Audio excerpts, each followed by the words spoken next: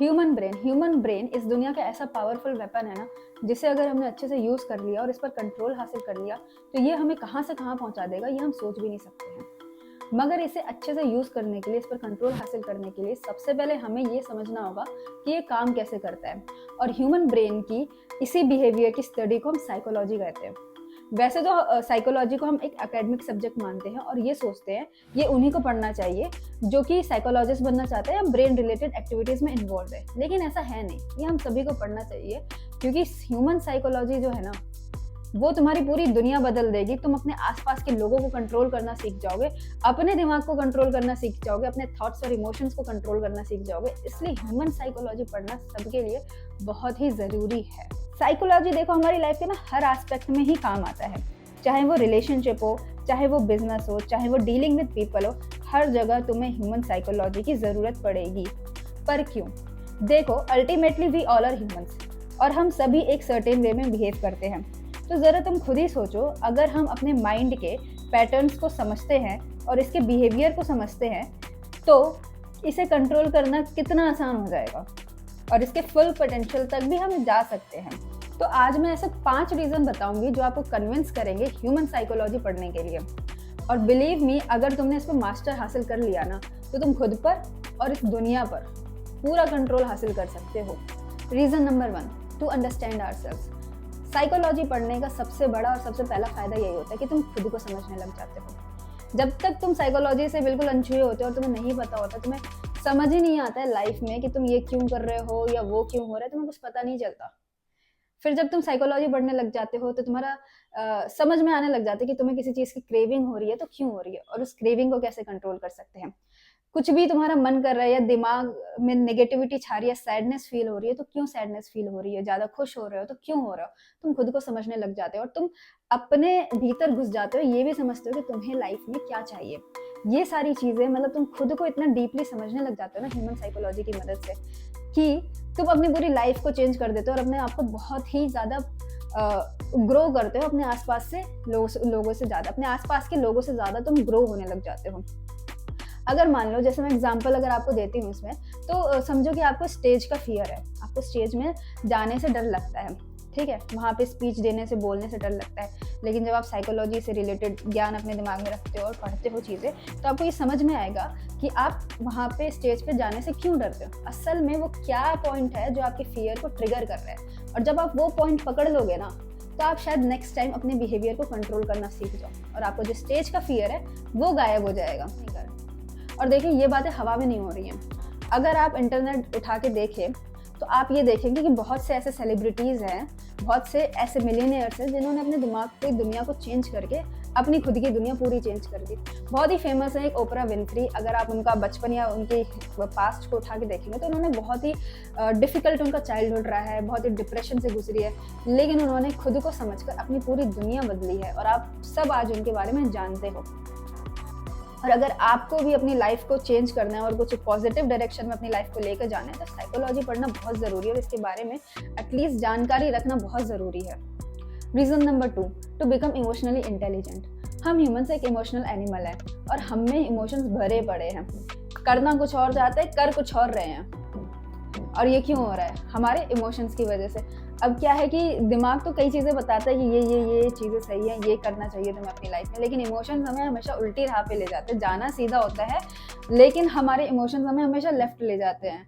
और हम अपनी लाइफ में कितना और क्या अचीव करते हैं ना, ये हमारे इमोशंस पे ही डिपेंड करता है, ये हमारे इमोशनल इंटेलिजेंस पे ही डिपेंड करता है। अगर अपने इमोशंस को हम नेविगेट करना सीख जाते हैं ना, तो हम अपनी लाइफ में बहुत कुछ अचीव कर सकते हैं। फॉर एग्जाम्पल, जब सुबह सुबह अलार्म बजता है तो लॉजिक तो कहता है कि उठ जा, लेकिन इमोशंस क्या कहता है कि सो जा बाबू, उठ के करेगा क्या अभी। जब गली के बाहर मोमोज वाले की खुशबू आती है तो उसे सूंघ कर लॉजिक तो कहता है कि भाई मत खा यार, हेल्थ पर ध्यान दे, लेकिन इमोशंस क्या कहते हैं, खा ले बाबू, एक दिन से कुछ नहीं होने वाला है। लॉजिक तो ये कहता है ना कि अगर जिंदगी में कुछ बड़ा करना है तो अपना काम कर ले, अभी टाइम मत बर्बाद कर। लेकिन हम क्या करते हैं, रील्स देखने में लग जाते हैं, या थोड़ी देर और 4 गाने सुन लेता हूँ या मूवी देख लेता हूँ, उसके बाद कल काम करूँगा आराम से। और ऐसे ही हमारी सारी ज़िंदगी बर्बाद होती जाती है। Point number 3, to control people around you. अभी तक हमने ये तो समझ लिया कि हम साइकोलॉजी की मदद से अपने इमोशंस कैसे नेविगेट कर सकते हैं और अपने आप को सक्सेस की राह पे कैसे चला सकते हैं। लेकिन ये बहुत ही फैसिनेटिंग पॉइंट है कि तुम अपने आसपास के लोगों को भी कंट्रोल कर सकते हो ये साइकोलॉजी की मदद से। अब वो कैसे?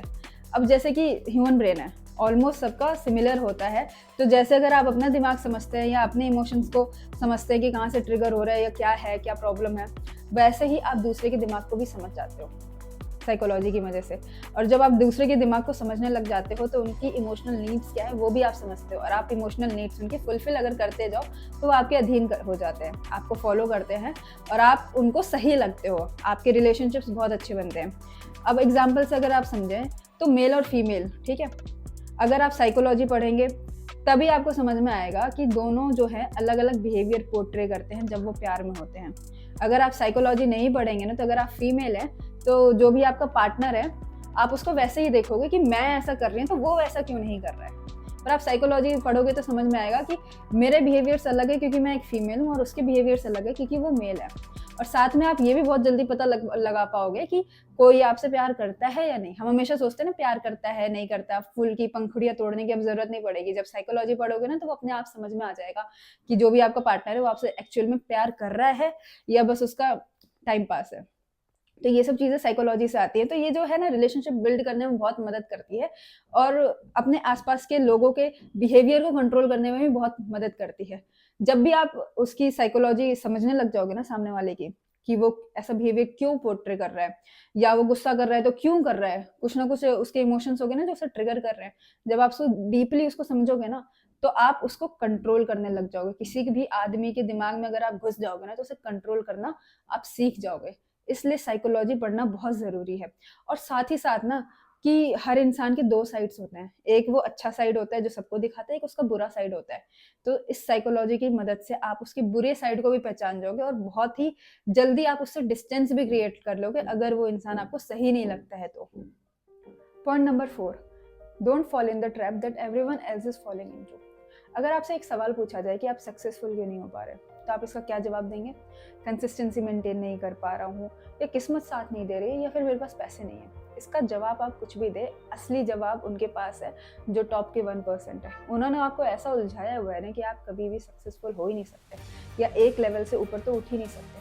अब वो कर क्या रहे हैं? वो आपको अपने प्रोडक्ट्स बेच रहे हैं। अपने प्रोडक्ट्स पता है कैसे बेचते हैं वो उनके पास पूरी एक साइकोलॉजिस्ट की टीम होती है जो कि आपके ब्रेन के ऊपर रिसर्च करती है कि इस ब्रेन को कैसे एडिक्टिव बनाया जाए, कैसे इनके ब्रेन को हम कैप्चर कर सकते हैं। सभी के पास एक साइकोलॉजिस्ट की टीम होती है, अच्छी अच्छी कंपनीज के पास, जो अपने प्रोडक्ट से आपको एडिक्टिव बनाती है।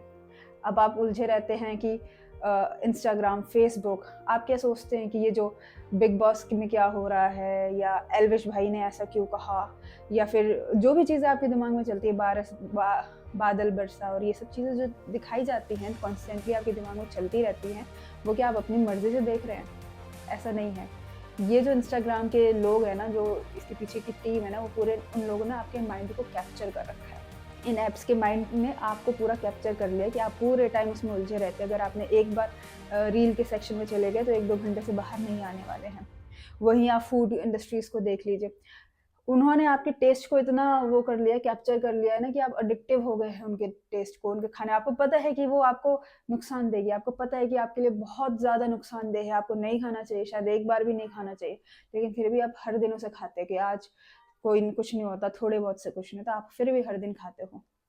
तो ये सब क्या हो रहा है? ये जो टॉप के 1% है ना, जो ये सब प्रोडक्ट्स आपको बेचते हैं, खुद इस्तेमाल नहीं करते इन चीज़ों को क्योंकि उन्हें पता है कितना हार्मफुल है। उनका ब्रेन खुद तो इन चीज़ों का इम्यून हो चुका है, वो खुद अपने आप को कंट्रोल कर लेते हैं, लेकिन आप अपने आप को कंट्रोल नहीं कर पा रहे हो। लेकिन अगर आप साइकोलॉजी सब्जेक्ट पढ़ते हो या इन चीज़ों के फिलॉसफी और इन चीज़ों में इंटरेस्ट रखते हो, चीज़ों को समझने की कोशिश करते हो ना, इसके पीछे का ब्रेन क्या है, इनका कैसे दिमाग चलता है, ये कैसे हमारे हमको वो कैप्चर करती हैं ये चीज़, अगर आप ये सब चीज़ें पढ़ने लग जाते हो तो आप सवाल करना सीख जाओगे। आप कुछ भी करने से पहले सवाल करना सीख जाओगे कि अच्छा ये चीज़ ऐसे हो रही है तो क्यों? मैं किसी भी चीज़ का एडिक्शन हो रहा है मुझे तो क्यों?